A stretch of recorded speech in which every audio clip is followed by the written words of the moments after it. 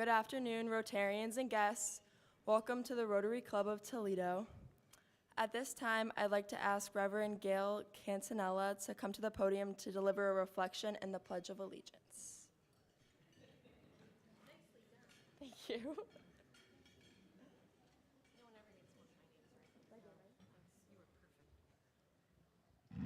Good afternoon, everyone. It's always an honor to pray with you. So this past weekend, I saw two of my grandkids, and they're just wonderful, of course. But my granddaughter, we were talking about birthdays. She's 8.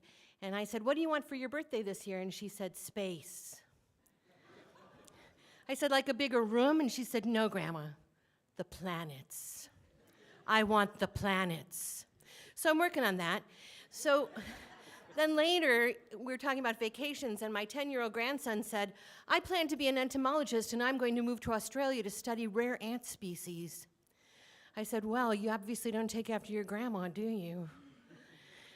But it always moves me to see their delight and their wonder in the world, in creation.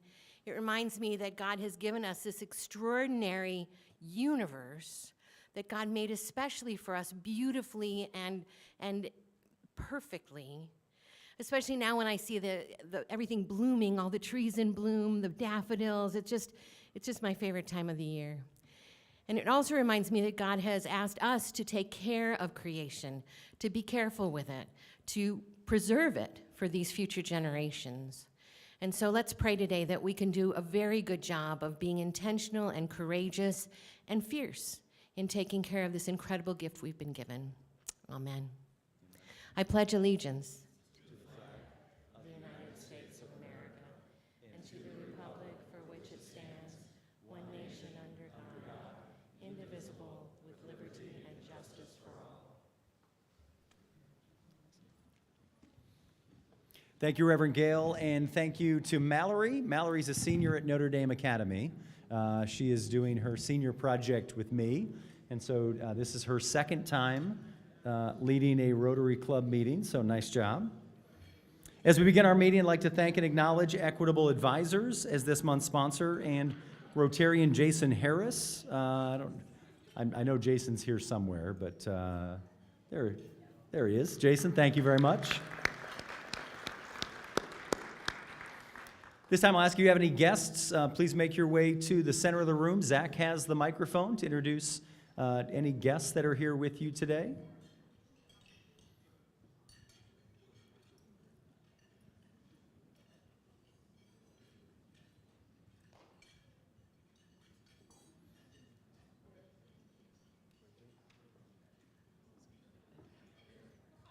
What do you want me to do? I'll do it. Sorry about that. I was trying to let another Rotarian go first. Come on up, Sean. So I have two guests today, everyone. My first guest is Rob, is it Monak? Yeah. Monak with Ironworkers Local 55. And I have Sean Murphy with Advanced Advertising. Thank you so much. Awesome. Rob, Sean, thank you so much for being here. President Kevin, I have with me a Defiance Rotarian by the name of Phil Constein. He's with U.S. Bank, and he's a relationship manager. And he is selling Corvette raffle tickets, if anybody's interested. Awesome. Just see him. Thank Perfect. Thank you very much. Good afternoon, everyone. I'm not going to have everybody come on up here, but we did invite our fifth-year partners to this meeting along with our fifth-year students. So we just wanted to thank Designetics, Mark Moll, who's with Designetics. We have two individuals from Mad Ave Marketing who've been a huge help with fifth year this year and doing a lot of our fun marketing. We have the owner of Brat Salon, who also took on one of our students this year, and Imagination Station is represented here today as well. So thank you for coming. Awesome. Thank you so much. And if I could have all of our fifth-year students stand, I just want to recognize you as well. Thank you all for being here. Let's give them a round of applause.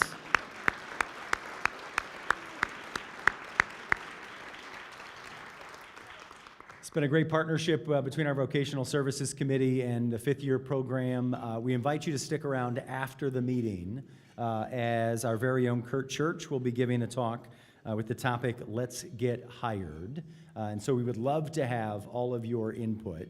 If you are an employer that does not have needs for new employees, or you've got it all figured out, then you're welcome to leave. But if you, like everyone else, is trying to figure out how do we hire and retain the next generation of our workforce, this would be a great presentation for you as well. It was a busy week last week since we last saw each other. First of all, Mud Hens opening day, the national holiday, was a fantastic time. Thanks to everybody who came out to our opening day party here at the Glass City Center. And of course, thank you to Toledo Health for their support and sponsorship of this event. So thank you. If you guys came out, you see a handful of friendly faces up there. It was a great time and great to see everybody out and have Toledo Rotary be a part of another Toledo tradition. So we were, think about earlier in the year, we did the Blade Holiday Parade, and now Toledo Rotary being a part of Mud Hens opening day. It's great to be a part of those things. So thank you for everybody, and huge thank you to Toledo Health.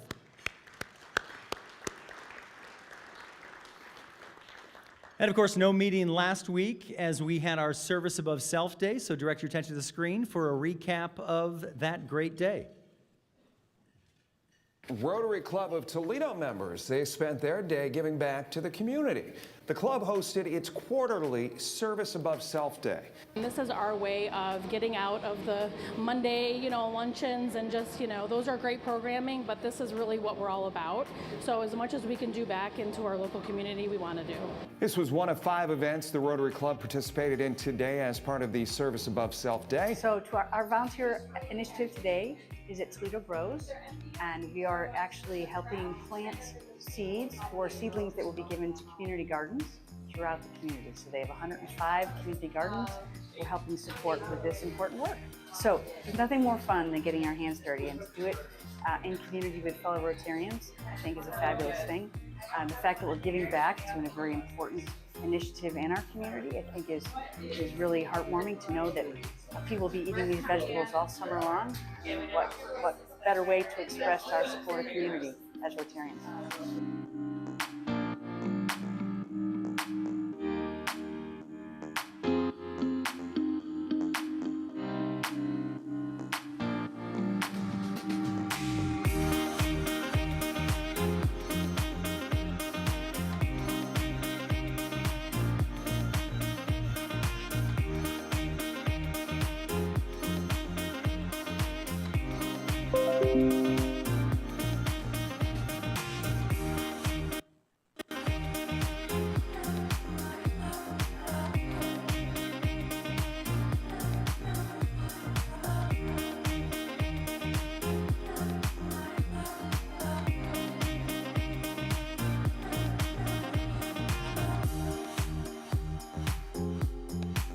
So this room that we're in, this is our large motor room. So essentially where we go when we can't go outside because we don't have a gym.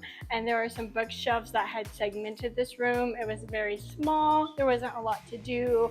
So the kids just got very bored. And so these wonderful men have come in and they have moved everything so that now the room is nice and open. They built a couple of equipment that we had and we just hadn't had the hands and time to build it. And so essentially they're just completely helping us reinvent our large motor room.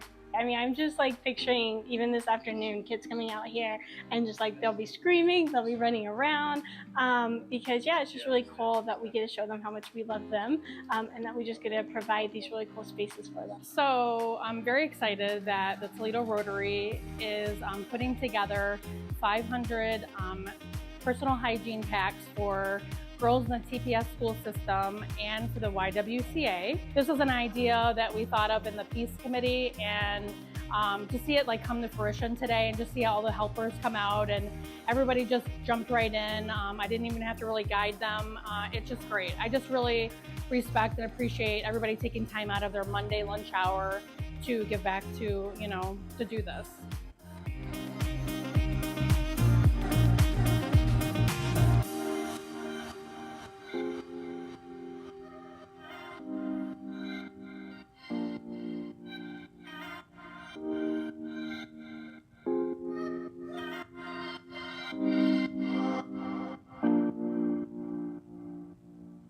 So thank you to all of our committee chairs.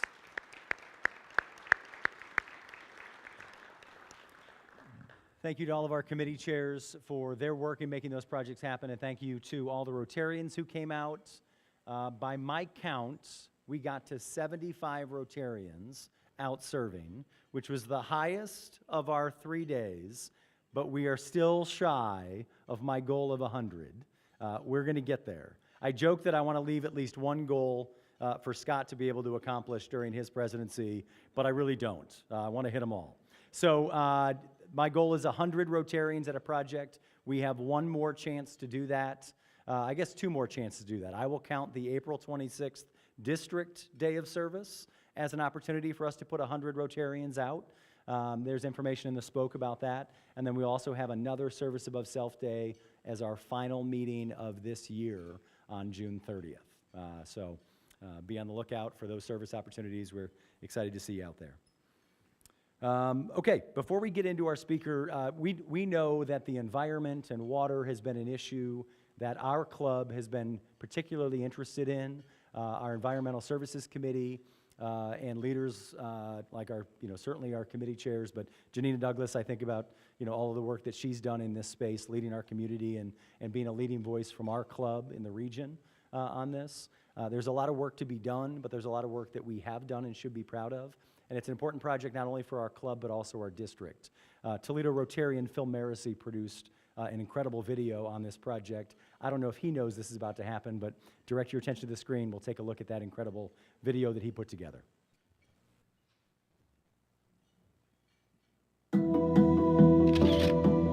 When Rotarians work together, we get things done. Think Polio Plus. Think Easter seals. Now, think locally, because there's a new plague of sorts right here in Northwest Ohio, and it made international news in 2014. For the second straight day, 400,000 people in and near Toledo, Ohio are being told not to drink the tap water. 3 different labs are testing for toxins. Now, this doesn't just affect Northwest Ohio. We share Lake Erie with Michigan and Pennsylvania and New York and Canada. Some 12 million people are dependent upon Lake Erie and its watershed. Now, imagine the consequences if this problem continues. Since the 2014 crisis, the city of Toledo has taken extensive action to treat the drinking water it takes from Lake Erie, which is good for this region's water customers. But progress in improving the overall lake itself has been glacially slow. Like we said, when Rotarians come together, things get done. A recent conversation among 3 district governors within the lake's western basin began a dialogue about what those districts are doing to solve our common water problem. They agreed to support each other in seeking global grants to clean Lake Erie's western and central basins. And in doing so, these districts can access an additional 80% match in funding from Rotary International, which comes with global grants. Now, imagine other Rotary districts surrounding Lake Erie, even Lake Ontario and the St. Lawrence Seaway downstream. What if they came to the table? This would be a quintessential example of what Rotarians do. We see a problem, come together, and find the solution. And we've done this before. We know how to do this, and many local clubs are already hard at work. Click the pins on the adjacent map for information on some of these projects. The vision for the Great Lakes is clear. We need balance between the sustainability the waters provide and the ability of farms and industry within the watershed to bring agricultural commodities and products to worldwide markets.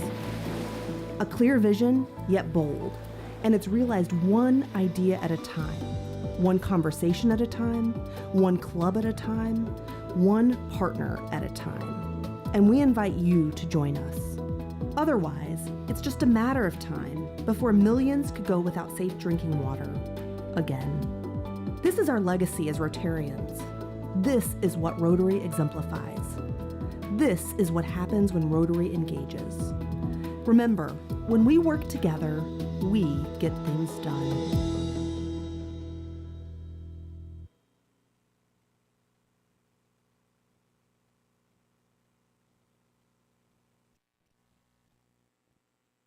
On that project, and thank you, Phil Marissy. Great job again. So we don't just share the waterways with other clubs in our district, sometimes we also share speakers. And our speaker today actually spoke at the Bowling Green Rotary not too long ago.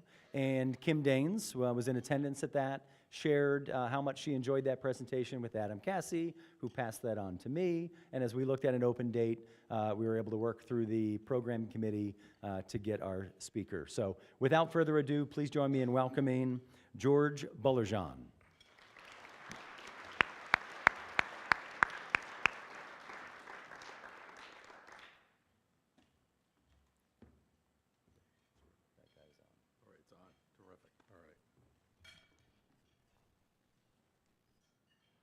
Well, thank you for the kind introduction, and thanks also for that video. I think it really explains a lot of what the issues are and is a nice introduction to what I'll be talking about today.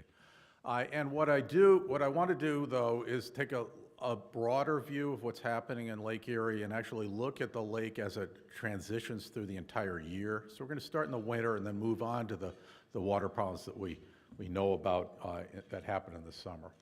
And so before I do that, though, this is not a one man's lonely struggle. My graduate students and collaborators at Bowling Green have been terrific, and they have gone on to do some great things. And I also want to acknowledge my good friend Tom Bridgman. I think sometimes when you talk about the University of Toledo and Bowling Green, there's some fraught relationships at the administrative level. That certainly does not translate or happen among the people who actually carry out the mission of the institution. So we can leave the trash talk to the boardrooms and the football field, and the collaboration is real, and I really benefit from Tom Bridgman's advice and help. Okay, so what we're going to do is talk about a little bit about Lake Erie, and then talk about these sorts of things: winter heading into summer, the toxins that the cyanobacteria make, and then the role of climate change in all these issues, and then what we can do about it, and what we are doing about it. And so I am an educator. That means you're going to have homework, and I won't grade it. You don't even have to report to me what you found out. But you hear a lot about things like phosphorus and hear about nutrients. And I really think that people need to fully understand what phosphorus is, where it actually goes in a cell, what it does. So, we hear a lot about phosphorus in the news. You got to reduce phosphorus. Well, why does an algal cell need phosphorus? Why do our cells need phosphorus? Where's the phosphorus in our cells? Okay. One thing we don't hear enough about is nitrogen. There are two nutrients which are really important: nitrogen and phosphorus. All the regulation that we're talking about deals with phosphorus loads. It should not. It should include nitrogen, and hopefully that's one big message I can share with you today. And so both nutrients contribute to cyanobacterial bloom formation and persistence. So what are these things doing? And then you could also need to think about the ratios of these two nutrients, because that can also dictate how toxic they get, because the more nitrogen there is, there's often more toxin, because the toxins are rich in nitrogen. Okay, so with respect to Lake Erie, I think we've all been there. We know about it. There are aspects. We have harmful algal blooms, or cyanobacterial harmful algal blooms in the western basin. There are hypoxia issues in the central basin. As you go into the deeper parts, the eastern lake is actually in pretty good shape by comparison. And so, but that's 200 miles away, so we normally don't think about that because the HABs are the big issue here. So there are 12 million people in the watershed. These cyanobacterial harmful algal blooms form from agricultural nutrient loads fed from the Maumee River here. And this was obviously the Great Black Swamp.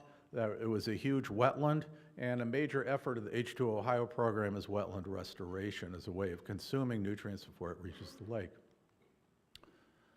And the video was a great introduction. I don't need to say this again, but obviously we've been at this for, the national awareness has been around for over a decade now. And the impact is typically one of environmental justice, in which poor communities are affected more greatly than those that are more affluent. Certainly when the Toledo water crisis happened, the Bowling Green restaurants had the weekend to remember, because they made all their money because we draw our water from the river, not from the lake. And so we had toxin-free issues, and people that could afford to come and eat at a restaurant, Bowling Green, well, the restaurant industry did great in Wood County. So there is a year-over-year cost, which is considerable. The water treatment plant here does a tremendous job. Andy McClure is, I think, we're really lucky to have him as the guy in charge of the water treatment programs here. So be aware that don't drink bottled water. That's even more wasteful, okay? But as a scientist, Toledo 2014 was no surprise. There was a small water plant shut down the year before, and Tom Henry, who's, again, a national treasure that works here, wrote a nice article about that. Of course, it only affected a few registered voters that could actually acquire their water from Toledo at that time. They could shift their water source. This had very little political impact just because there wasn't that many people affected. Okay, so let's go through the year, okay? So we're going to start in the wintertime and then switch over to cyanobacteria. And there's a big shift in what happens in the lake with the dominant algae that are present.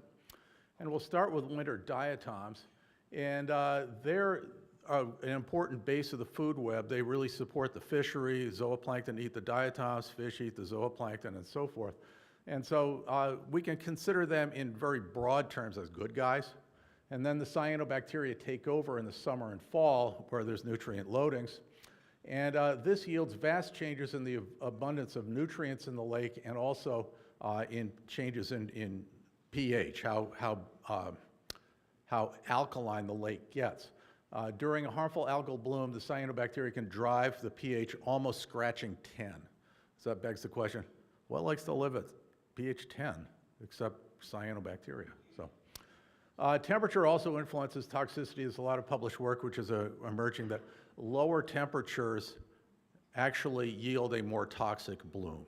Okay, so once you have a bloom, if the temperature drops, it can become more toxic. So let's start in the winter. For many years, we had access to Canadian icebreakers that would go out in the lake and actually lead colliers around the lake to different coal-fired power plants. And so we'd ride along, and we'd see as we were breaking ice, this brown stuff would come up. And it's not sediment, it's not dirt, it's all diatoms. This brown stuff is all photosynthetic diatoms that actually embed themselves in the ice. There's a huge amount of chlorophyll in the water. It's just associated with wintertime diatoms that live in the ice. And so this is really, really important in the overall health of the lake and actually promoting the fishery. This is ultimately going to be, part of the food web that supports the fishery. One thing we're seeing, though, is we're breaking ice, but there's less ice to break. Looking at mean annual maximum ice cover over the past several decades, you can see these low ice years are becoming more frequent. And when we wind up with 2023 and 2024, we have 3% maximum ice cover. Now this past year, there was a lot of ice cover. It was very briefly a lot of ice, but what we're seeing is overall, if you combine cover with thickness, there's a 70% loss of ice mass over since 1980. And so this is all a consequence of climate change. And one thing that we found is that low ice years have fewer diatoms. It's about 30% less chlorophyll in the water. And so that begs the question, does that matter? The answer is, I don't know. Things are happening so fast that we really, really can't tell. But certainly, the characteristics of the lake are different when you have a low ice year and they're becoming more frequent. Okay, so to paraphrase Tennyson, winter turns to spring and an old man's fancy turns to thoughts of cyanobacteria. And so, good, we have some poets here. That's nice, okay. I was going to say, if the weather was going to be bad today, I was going to say some, Elliot, April is the coolest month, but it seems to be a nice day. Anyway, okay, so the water temperature scratches 23 degrees. That's the getting into the range where the cyanobacteria ideally grow. Really don't grow, most cyanobacteria don't grow at low temperatures. That's a kind of a broad statement, but I'll go with it for now. And they're fed from nutrients that come off the agricultural landscape, both nitrogen and phosphorus. And so the blooms form in early June, peak in August, and persist into late September. These harmful algal blooms huge increases in pH. Due to their physiology, to their ability to extract inorganic carbon from the water, like bicarbonate and CO2, that effect jacks up the pH, so it gets very, very high, almost up to pH 10 during during midday. And we've shown quite nicely in our lab that high pH is exclusionary to diatoms. Doesn't kill them, but they don't grow as well, okay? So good diatoms don't grow well, and so right now we have a balance. We have the cyanobacteria that are feathering their own nest and really creating an environment for their own persistence at the exclusion of others, okay? All right, so let's talk about the toxins that the cyanobacteria make. Just a simple slide. The big thing that people measure regularly, that water treatment plants measure, is the microcystins. They're related to nodularians, which aren't found around here. It's a liver toxin. Chronic low-level exposure can promote liver cancer, and it's the most common toxin worldwide. And there are likely multiple routes for exposure. Obviously, we're talking about drinking water here, but there's a lot of work on aerosolization of the toxin. If you have a bloom, you have a boat running through it, if you're water skiing through the bloom, or you're doing anything where there's opportunity for cyanobacteria to be lifted aloft, certainly there's an inhalation hazard. And there are a number of people working on it, like David Kennedy and Stephen Haller at University of Toledo Health Sciences campus. Saxitoxin is a neurotoxin. It's emergent in Lake Erie and in local reservoirs produced by another cyanobacterium called Dolichospermum, which rears his ugly head from time to time in sort of unpredictable ways. The other toxin that's notable is not detected in Erie, but it's a coming attraction. It's called Cylindrospermopsin. It's produced by a subtropical species called Raphidiopsis that I'll get back to later when we talk about some tropical work that we're doing. And it's a general cytotoxin. It targets the liver and kidneys. The last point I'll reiterate is that toxins are rich in nitrogen. So if you have a high nitrogen to phosphorus ratio, they tend to produce more toxins. Okay, so what's the role of climate change? Really, this is a huge driver along with the nutrients. And it's the one thing we really can't control because it's happening and we're not going to reverse it in any sort of reasonable time frame. Since we know that the nutrients are driven into the lake by excessive rainfall, the prediction is by the late 21st century, which I won't obviously see, there's going to be a lot more rain driving nutrients. So basically, we can't change this. We have to worry about nutrient loadings more important as the knob we can tweak.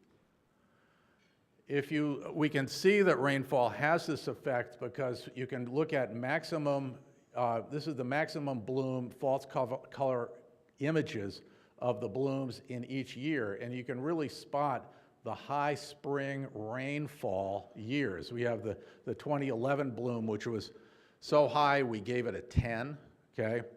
And then that was a little premature because in 2015 rolled around, we turned it up to 11, okay? So, but these were high rain years, and then there are years where there's less rain, in which we see certainly these much more modest bloom events. So high rain, high nutrient loading, this is the connection that has allowed in, a fairly imprecise prediction that one can make in early summer. Okay. Another issue of climate change not only is more rain, is warmer temperatures, which favor the growth of cyanobacteria. And so Western Lake Erie has experienced a 1 to 2 day increase in harmful algal bloom growing days per year. And my colleague, Chris Gobler at Stony Brook University, has now shown and modeled that it's about, the growing season about a month longer since the start of the century. Okay, so really the nutrient knob, knowing that climate change is happening, the nutrient knob is the only one we can tweak. And so my colleague Hans Perl, he's actually world famous here. This is him in Taihu, China. You know, I talk to Rotary, and I'm so thrilled to be here. Hans Perl talks to U.S. Congress and the European Parliament, so he's kind of a big deal. Anyway, the big question is this appropriate? The Great Lakes Water Quality Agreement, Annex 4, proposes a 40% reduction in phosphorus loads to Lake Erie as a means of mitigating the bloom. And part of that is modeled on the fact that when you have lower rainfall, which cuts off the loadings to about 40%, you have a lower bloom year, okay? So is it appropriate? He's done experiments with my colleagues at Stone Lab and with help from my grad students, that yes, it's appropriate if we also consider nitrogen along with phosphorus. Now, the Annex 4 doesn't cover nitrogen, but it should. But if you cover both, that's actually probably appropriate. So can we meet this 40% nutrient target? Yes, but it's going to be tough. There are models from Ohio State and Michigan that show that with appropriate land use changes, we can get close to that. It's going to be difficult, but we can get close to that. Okay, so this is something that Hans did just to demonstrate to lake managers that nitrogen matters, okay? Take 4 bottles, okay, 4 4-liter bottles. Pull them out of the lake during a bloom. Do nothing to one as your control. Add a smidge of nitrogen to one. Add a smidge of phosphorus to another. Then add the 2 together. After a day, 48 hours, pull out 100 milliliters and suck that onto a filter, okay? So you got a bloom, you got green stuff on the control, okay? So, you know, that's not a surprise. Add nitrogen, it's about 10% more biomass, more green on there, okay? Add phosphorus, there's even more. It's about 35% more. Add nitrogen and phosphorus, that filter turns black, okay? Nitrogen and phosphorus conspire to make this a problem, okay? All right, so let's kind of think about climate change, knowing that ultimately we're headed to a world in which Lake Erie does not freeze. Okay, so we got money from NSF to study Lake Victoria as a glimpse of that future when it doesn't happen. They have harmful algal blooms there, they have cyanobacterial blooms, and so we've made 3 trips, taken a bunch of grad students there, had a delightful time. These are my 3 grad students. She had never been she hadn't even been to Canada. The first country she goes to is Kenya, so I thought she was kind of a real gamer for doing that. She had the best time. We got a lot of work done. This guy's an ex-Marine. There isn't anything he can't fix, okay? The guy's amazing. You know, you're in the middle of nowhere, you know, in Africa, and he could fix anything. And this is my grad student Kate, who just finished. She's just terrific. So these are great people. This is the ship we're on. This word means discovery in Swahili, and it's actually a great boat. It's a well-fitted trawler with a nice lab space and everything. And so why are we there? Lake Victoria is a glimpse of Lake Erie that doesn't freeze. Up here is what we call the Wynnum Gulf. It gets cyanobacterial blooms just like the Western Basin. And you might think, oh, Lake Victoria's on the equator. It must be hot as anything, hot as the dickens, right? Well, it's not. It's at 3,800 feet altitude, and so it's like a summer day here. The high is 87, the low is 67, okay? I'd love to have a summer day here like that. Sometimes we're in the 90s, you know? Sometimes it doesn't get below 75, okay? So we're looking at just summer all the time, okay? And so there are similarities there in terms of just the hydrology. And then the cyanobacteria, which are present, are very similar.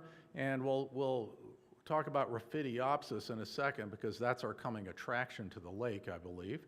And And so the other thing is that there's a real social benefit, and that folks drink the water directly from the lake. There's no water treatment plant. So if there's a way we can inform the general public there of potential threats, it's incumbent upon us to do it. And it was a really quick win for us to be able to identify toxins they weren't even looking for. Okay, so we've been there in 2022, 2023, 2024. This is a typical cruise we take around the lake. This is the city up here. This is the equator, is the upper part of this figure. This is Kisumu, and from here to here is about 50 nautical miles. Okay, so the boat cruises at an amazing rate of 7 knots, so it takes us a while to get around here. Okay. As I said earlier, we were going into the wind during a trawl, and there was a flock of butterflies that were going faster than we were. So it takes a while to get there. But anyway, there are a couple of things I want to point out here, and one thing is water movement can be a way of dealing with these issues in some contexts. Certainly not in the expanse of Western Lake Erie, but a lesson that was learned in Kenya is that there's an island here called Mabita, and here's the mainland. Okay, it's a very narrow opening. It's straight. I can go back here. It's right here. Okay, so there are 2 outlets for the Gulf, here and here, where water can exchange. Figure this is bigger, right? A lot of water goes through there. This can't have that much water. Well, this constriction actually generates a huge current, and before there was a bridge there, boats would traverse this distance, and then every now and then in storm and there's a lot of current going through there, boats would capsize and people would die. So it said, well, so the government said, that's no good. Let's put a causeway here. It's not that hard to build a causeway through there. So they did that, and then this whole area exploded into a bloom. And so they asked, okay, they got the local authorities there to say, well, maybe it's just due to water stagnation. So they took out the causeway and put in a bridge, and this water improved. We're seeing a similar situation with Sandusky Bay. Sandusky Bay used to have a very nasty Planktothrix bloom, a toxic cyanobacterial bloom. They took out the Ballville Dam and the bloom went away. Water movement matters. Okay, so we published nice work on this and also in Sandusky Bay. I can talk about that later if you like. Okay, so here's the quick win that we informed the authorities about. Now down here, this is where the blooms always happen, okay? Year round, there's a bloom here caused by microcystis and another organism called Dolichospermum. And this graph, I don't want to go through, it's just data, but it reminds me to tell you that where we see the major bloom is where we see the genes that are necessary to make microcystin, the toxin that we all care about here. And so predictably, where there's green water, we're seeing genes for microcystin production, okay? That's all I'm telling you here. Here, organism, here, the ability to make toxins, that makes perfect sense. Up here, we saw something very different. This is the river mouth where it delivers a whole lot of sediment into the water. So the water looks like chocolate milk year round, okay? Embedded in this were huge numbers of genes, and then subsequently we measured the toxin for the production of cylindrospermopsin, which is produced by Raphidiopsis, which kind of looks like this under the microscope. And so the levels of cylindrospermopsin in this end of the Gulf were really, really high and of local concern. And so it was very gratifying for us to be able to identify this and inform the authorities that they should be testing for this as well, in addition to microcystin. So, and the thing that matters to me about Raphidiopsis is this is a tropical, subtropical species. We're seeing this in we're starting to see this in lakes around here. We're seeing it certainly in southern Ohio. There's a local lake at Springbrook. It's a HOA.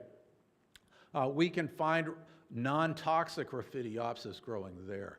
And so this is sort of our, as I said, our coming attraction. And so again, Victoria may be a glimpse of what Lake Erie looks like in the future, and what can we be expecting next? Well, I'd say a little more ophidiopsis into the picture, okay?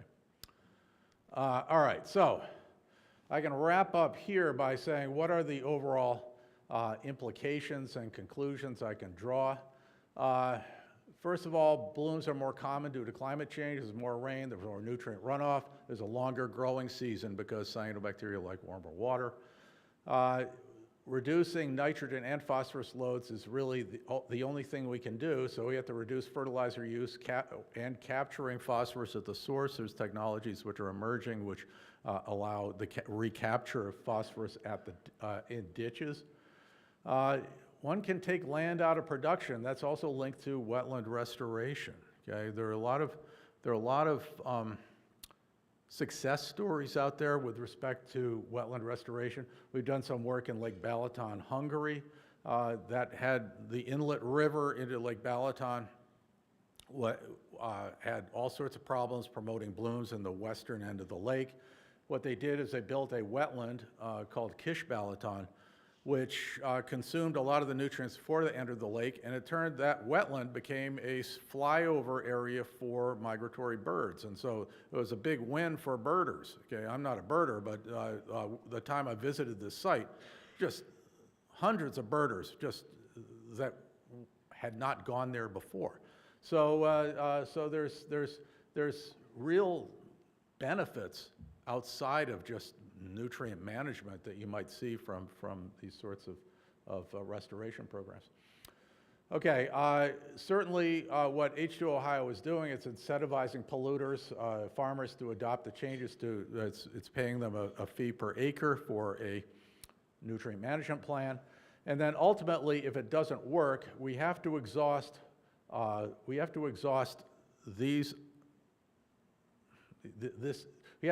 this option first, and then if it doesn't work, and my hunch is that that there's a good chance it won't, then we'll have to come up with some sort of regulation. And then, of course, animal feeding operations are an issue as well. They did not start the problem, but they are expanding in the region, and they certainly are contributing to the issue more and more. So that's another thing that we need to be concerned about. Okay, so last slide really here.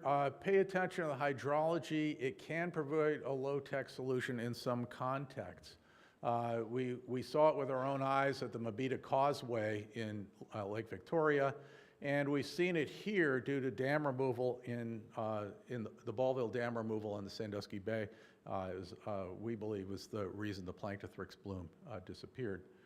And then sediments can be a source of nutrients. In many sites, you can add wave abatement structures to keep sediments in place rather than regenerating nutrients as they get resuspended.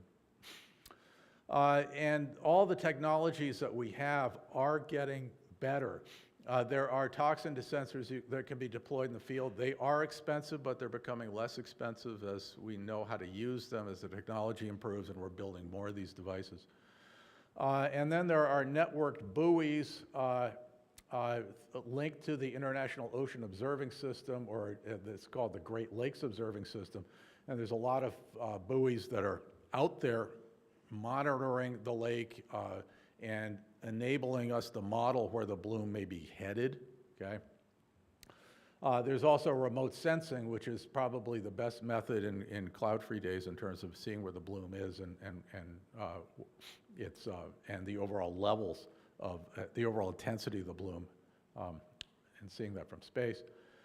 And then Tom Bridgman, who I mentioned at the beginning, has been working with a company that sells devices such as these, such as what I've talked about, that can detect conditions in which toxins are released. Cyanobacteria keep the toxins inside the cells, and when those cells rupture, they release the toxin. And that was really the cause of the Toledo 2014 crisis. There was a big lytic event that drove the first step in the water treatment is to basically run the water through a big sand filter. That keeps all the cells containing the toxins out, okay? However, if they all rupture, dissolved toxin goes straight into the water plant because it's not stopped by a sand filter, right?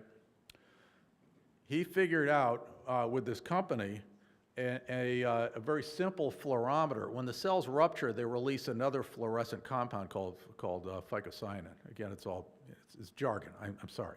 But it's something you can detect with a fluorometer very easily. So a fluorometric signal, a big spike in phycocyanin fluorescence, is a proxy for toxin release. So if the cells are rupturing, you can add this, you can monitor fluorescence, and that's an indication that maybe dissolved toxins entering the water plant, and you have to ramp up the chemical treatment, the subsequent chemical treatment protocols. Very inexpensive. Fluorometer costs a couple $1,000, okay, nothing, okay. All right, so that's what I prepared for you today, and I'm happy to answer, oh, there's my name again. I'm happy to answer any questions you might have, so.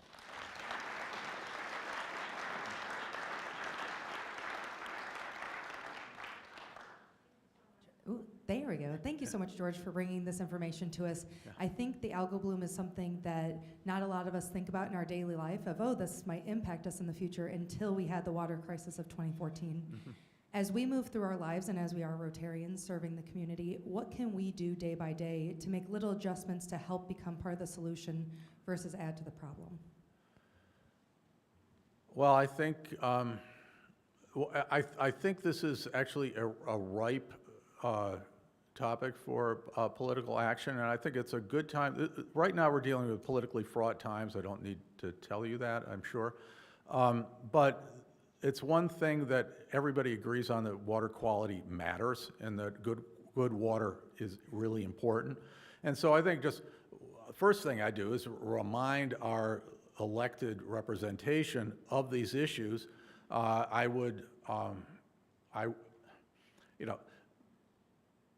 Being politically active is really important. I think that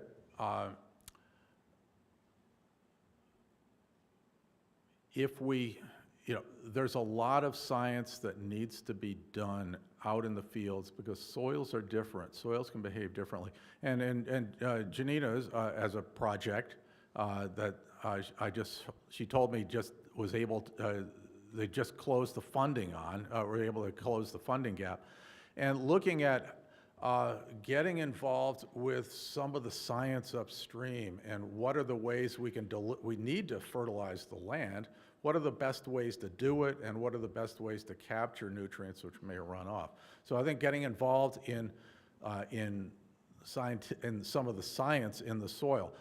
From my perspective, I'm the guy dealing with the problem at the wrong end of the pipe, okay? I'm dealing with green stuff, and the green stuff isn't going to go away just because I can't wave a magic wand and have it disappear. We have to prevent it from happening in the first place. And so any way that Rotarians can be involved in projects upstream is the way to do it. At the same time, engaging our elected representation in reminding them that you're doing it and that it's important. Thank you very much. Great talk. Can you comment on the effect of the federal court legislation pending in federal court in Toledo on this whole situation? How's that playing a part in this? How's it playing a part? I mean, I've just been waiting and waiting. Does anybody know somebody can help me out here. Has there been any movement at all? The EPA, lawsuits of the EPA. Because honestly, when it comes to the whole legal aspect, I've sort of checked out, frankly, because I don't think anything's happening. Okay, what do you think? Well, I know Judge Carr has been very proactive, of course, she's on retirement status, so. Yeah. And the lawsuits, I think it gets publicity, attention, which is very helpful in Yeah. just trying to deal with the program. And knowing some farmers, I think farmers are concerned also. So it does get a lot of publicity on the blade and so on, the status of the litigation and what's going to happen. So it's probably helpful to call everybody's attention to it. Yeah, okay. Agreed, but we've been in this, it's 10 years after the crisis, 11 years after the crisis. And so, I've been relying on the science and not really expecting a lot of movement on the legal side, I have to say. So I don't mean to be a downer, but that's my observation, I guess. Okay, thank you, George. Great presentation. So are you familiar with, or do you know much about the microcystine reacting with the human body, diseases? Yeah. ALS, for instance? Okay, all right. The ALS story, microcystin's target is the liver. I mean, it's basically a cytotoxin. It will kill anything, but the major target organ that winds up in the liver. Long-term low-level exposure predisposes folks to liver cancer.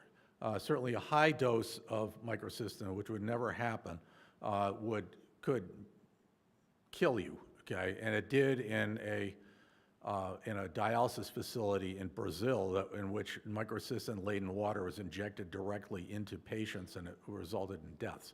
So, but that's not going to happen here, okay? I assure you.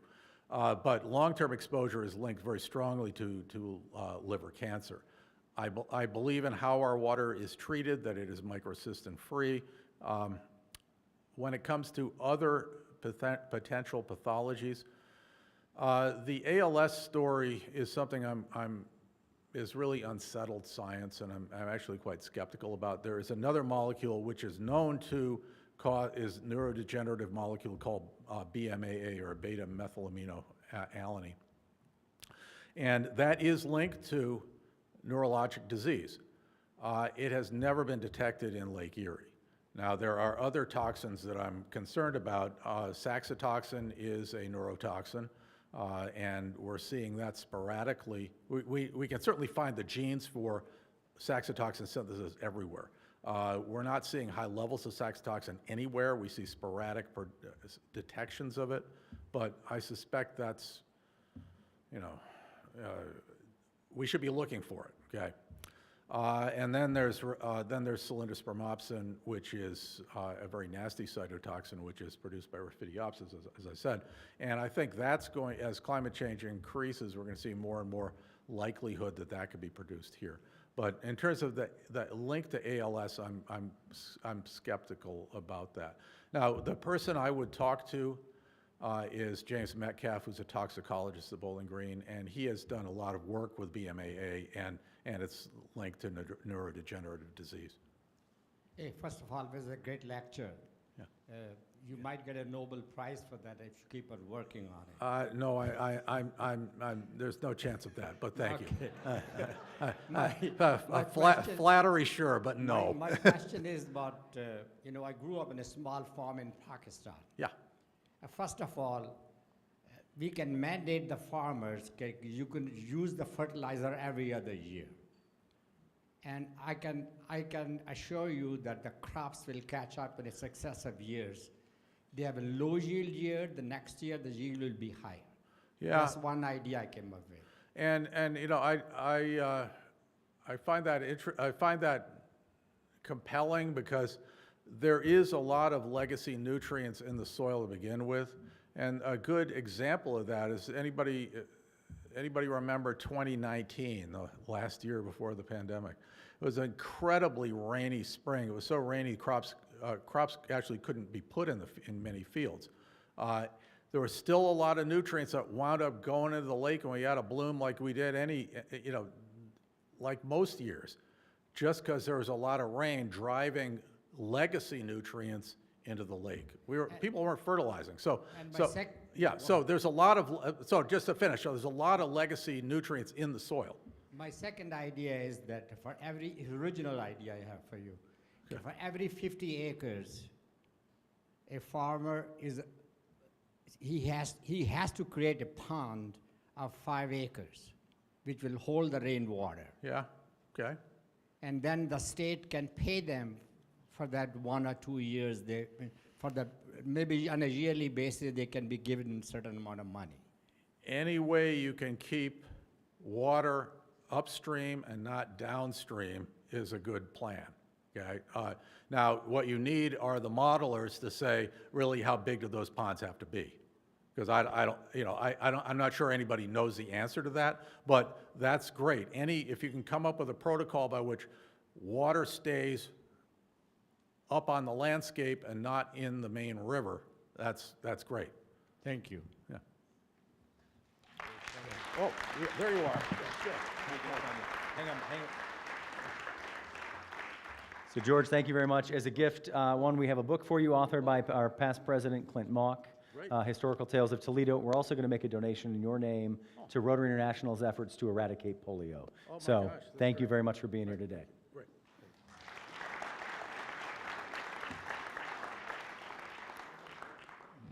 I'm pretty sure he's forgotten more on his way down to his seat than I'm ever going to understand of most of that presentation. But luckily it's on YouTube, so I get to go watch it a few more times and try and make sense out of it. So thank you very much. We are blessed to have really smart people in our community keeping an eye on this so that I'm not in charge. So I'm going to invite Erica Fischbach from Junior Achievement to come up real quick just for a quick update on what their program has been and the relationship between JA and Rotary.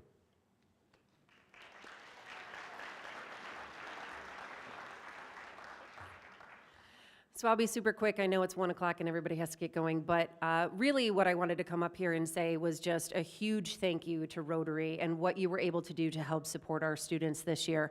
Whether you were here making connections, networking with our students, or if you were one of our companies or organizations that housed our students in internships, we could not have done this programming without you. And being able to continue on with this legacy with Rotary for next year, we're really excited about that. And just truly a huge thank you for everything of your time, talent, and treasures that you've been able to share with our students this year. So thank you very much.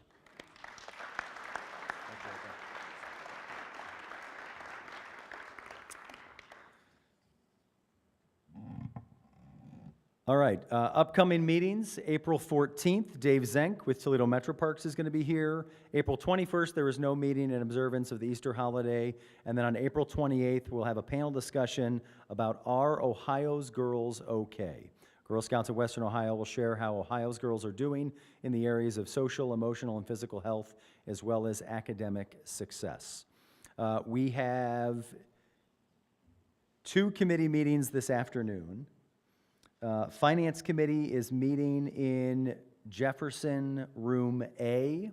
That is not Summit A, but that is Jefferson A, where we have our alternate Rotary meetings inside this building. The Peace Committee is going to be meeting outside the ballroom because we'll be using the ballroom for our JA presentation. And then the Environmental Services Committee has an off-site meeting this week that they're going to be meeting Thursday at noon at Joe E. Brown Park Water Treatment Facility. That is on Blanchard Street. You can check in with Karen, or Adam, I'm sure, for more details about that. Today is Murph's birthday, if you didn't already know that.